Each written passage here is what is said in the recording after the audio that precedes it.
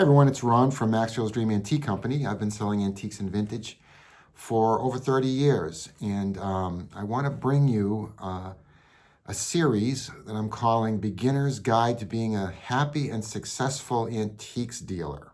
That can include vintage also. I was prompted by an ad I saw for something called Antique Snap, A-N-T-I-Q Snap. Supposedly an antiques specific search engine will pull up, comps, market valuations, stuff like that. At the bottom of the ad, it said, "Become an antiques dealer!" exclamation point. And I thought, no. So I'm going to do a series. Tonight is going to be 6 points that I think you have to keep in mind. This is a little more philosophical or more broad kinds of things that you have to be doing or thinking about. And then in follow-up videos, I'm going to do more specific sort of tips and tricks. How to source online, other flea markets, other things, fakes maybe. So we'll see. So let me get started tonight. And I have some items here to sort of demonstrate each point. The first is, I think it's essential, and people will disagree with me, and you can disagree with me in the comments if you want, that you have to love history. Now, keep in mind, I think happy and successful, that the general point of some of these things here behind it all is, I think you have to love what you're doing. Now, I have a passion for this stuff. Part of it is because I love history. And to touch things that were in different historical periods and to think about what was going on around them and what people's lives were like is just a very exciting thing to me. So I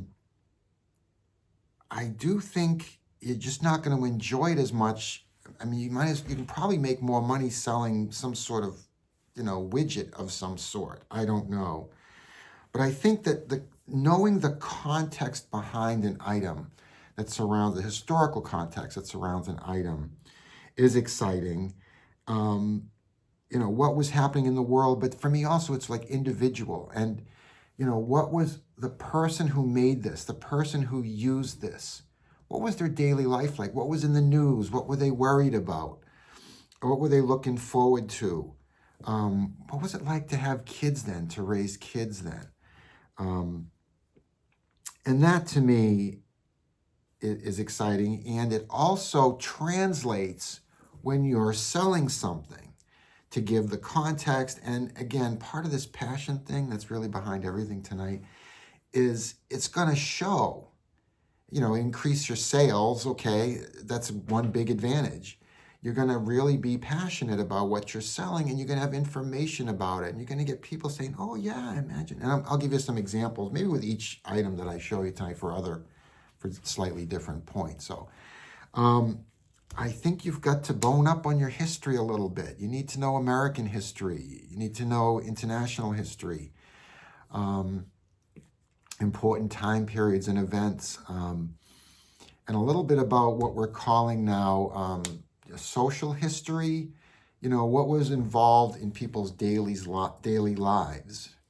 All right, what were they using in the kitchen? Why were they using that? So we're going to talk about that. You might disagree with that, but I think if you don't love history, you need to dig a little bit, dig deep, and try to whip up at least some interest in it. And if whatever you've missed because you were zoned out in high school, just start reading a little bit. And I have some other more specific hints that will fit this. So that's kind of point number one about being a happy and successful, because they kind of go hand in hand, I think, antiques dealer. And I mentioned passion. And I think, again, people might disagree with this, I think it's important to focus on things that you love. Because when you're excited about something, then you're going to remember details. You're going to remember pictures of things from a year ago. Oh, I saw that. Because it's getting an emotional reaction from you, even if it's just a little bit. Every time you deal with this thing or research things or see things or talk to people, watch other people's lives or go to other antique stores. And I think energy and motivation, especially, and I don't talk about this today, is, if you're going to sell antiques and vintage on Instagram or eBay or YouTube, I mean, you've got to be comfortable with ups and downs. And so it kind of helps you get through the downs and keep you motivated because it's stuff that you love. And your energy, motivation to keep going through rough times will be just that much better. And I can't imagine a better way to live. And again, people will disagree with me, but this is my philosophy. Find something you love and do everything you can to do that, right? Even if that involves sacrifice early on. So there's a long story for that about my other career. So I've been doing this part-time for many years, and now I'm doing it more than part-time. And I saw a dealer who I love, Peter Combs, does Asian arts. Check out his YouTube page, COMBS. And he mentioned that he had been in a dealer's house who sold Asian antiques, and there weren't any Asian antiques in the person's house. And he always thought that was odd. And I was like, yeah, I get that, because it means you're just going to treat it like you're selling trucks. But I love having this stuff around me. I love being surrounded by history and beautiful things. So it just makes a big difference. So number 2 is passion. Number 3 is what you have to get used to. And there's a way to do this. Some of it takes a long time. Like, for example, I'm studying Chinese art and antiques now. The last few years, probably been 3 or 4 or 5. I mean, really like watching YouTube videos, reading up on stuff, starting to buy things, a lot of different ways. I'm trying to educate myself, but I will never be really good at it, because what it takes is knowing, touch and feel how some old Chinese antiques, how they feel in the hand, to the touch, right? How they look up close. And that's not stuff you can get from a picture on a phone. So I know I will never get to that level. But if you're starting out and you plan on doing this for a while, then there are some ways to deal with knowing when something's old and what it should feel like, look like, and both touch and weight. Okay. I'm going to talk about, just briefly, like old wood. You should be able to recognize old wood. What does old wood look like? So here's a beetle, a little masher for the kitchen, probably circa 1920. And it's got a nice old look. And you can, once you've handled these for a bit, you start to recognize the wear, the way the color is, the patina, all that stuff. You've got to see it. You've got to have it close up. And there's ways to do that. I'm going to talk about that in a little bit. The other thing, I got another piece of old wood for you here. This is probably around the same time period, this huge clamp. I got 3 of these. But you see, you start to recognize just an aged look to it. And then as much as it affects the price, it's a little bit of a relief sometimes when you see like a piece that's broken off. I mean, that's old. That is a particular look, might have been from worms eating through it, or rot, or whatever. It's hard to get that without being 100 years old. So, and there's specific things that I'll do in future videos, like, types of screws and things like that. There's a little closer look, but that's the kind of thing that even if you don't spend years in the business doing that, there is ways to increase knowing how something looks. So what I'll say sometimes, and an experienced antiques dealer will say, it doesn't look right. It doesn't look right. Some old pot or something, some old piece of porcelain, it doesn't look right. And they can't always explain why. It's because they've been exposed. And I'm going to tell you what to do about that. I just want to give you an example of textiles. Did I bring that painting in here?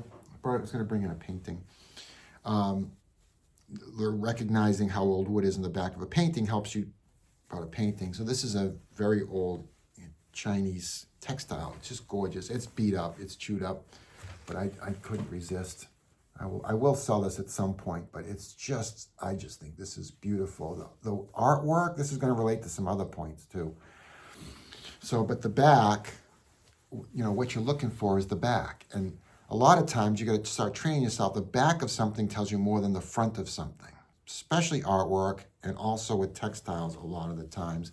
This sort of thin linen, you can see the lines a certain way. So what you need to do, let me give you one more example, some old wood. This is also going to come up in another one. It's from the 1880s. That's old. It doesn't look ancient, right? It could be a little closer to 1900, but I've actually found a picture. All I have is this, but it's from this huge piece of furniture. And this is just a panel piece from it. But that looks old to me. When I looked at that, oh, that looks old. The way the wood is, see right here, you see that? You're going to start to recognize that. So what you want to start doing is going to places you can pick things up and look at them. You're not going to buy them, right? Because they're too expensive. I mean, I'm not running a super high-end shop. You know what I mean? It's just now at this point, I've seen so many, and I have seen things at auctions and some antiques markets, things like that. But that's what you've got to do. Number one, you got to go to museums. If you hate museums, again, like point one, the history point, I'm not sure this is the business for you. So you can go to museums, you go to high-end antique stores, be careful, but pick stuff up, see how it feels in your hand. Go to auction previews, especially high-end auction previews. Now the highest end, if you go to like a Bonhams or a Christie's or Sotheby's, I don't think they're letting you in to the room where the $20 million paintings are, but they're probably letting you in the room where the $10,000, $20,000 things. And even if you're not going to sell $10,000 or $20,000 things, I don't, you're going to get a feel for what's real and how things that are old and that are kind of like that, just a lower end, look and feel like. Like, what does 18th century porcelain feel like? That stuff can be, not too expensive. I got a piece here. Yeah, in auction previews, you can do that, like I said. So that would be a little advice to not wait until you've been in the business for years to get that it doesn't look right thing, or it does look right. You actually have to put some time into going places where you're going to pick things up, okay? All right, so the next thing, the one thing I would recommend, one of the advantages I had, and some of the best sellers on Instagram that I'm familiar with, had some sort of early exposure to old stuff. They either had antique dealer parents, and those people are like geniuses. I did not. Or the other thing, which I did have, is there was some old stuff in my house. My house was old that I grew up in. It's 100 years old now. It wasn't that old when I was growing up, and there were older things there. But where the really old things were the house my father grew up in Boston, in Charlestown.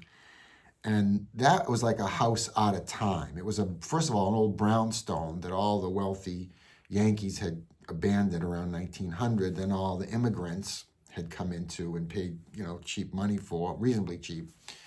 And that, I was early exposed to that. And they had stuff from like the 40s and the 30s and the 20s in there, right? It's like they had bought that stuff and then the house never changed, right? In the 60s and 70s, that nothing changed. So I got an exposure to that. And if you got exposed at grandma's house or grandfather's house, or your parents liked flea markets, you may know things. But regardless, if you've got a passion for a certain kind of thing, even if it's for like ceramic pin cushions, if you've been doing that, start with something for whatever reason, like exposure, or you just got interested in something, you had a friend, and you guys started talking about this. go and start with what you know and focus on that to begin with, to begin selling and sourcing. Again, talking more about sourcing next time.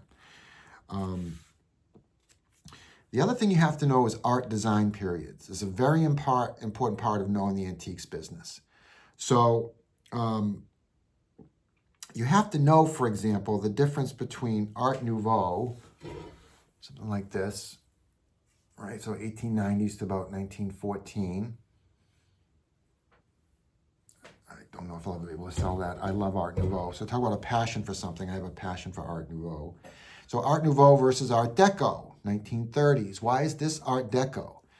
And you need to learn these movements. The best way to remember them and to really, if you're into this, I was totally into this, became very interested in art, that you start to realize and look at things like this art period was a reaction to the previous art period. So Art Nouveau was a reaction to all the fussiness and over designs, over patterning of Victorian times. And then Art Deco was, the machine age and a little reaction to all the flowery stuff of Art Nouveau. People were done with flowery stuff, especially after World War I. All right, there was the machine age came in,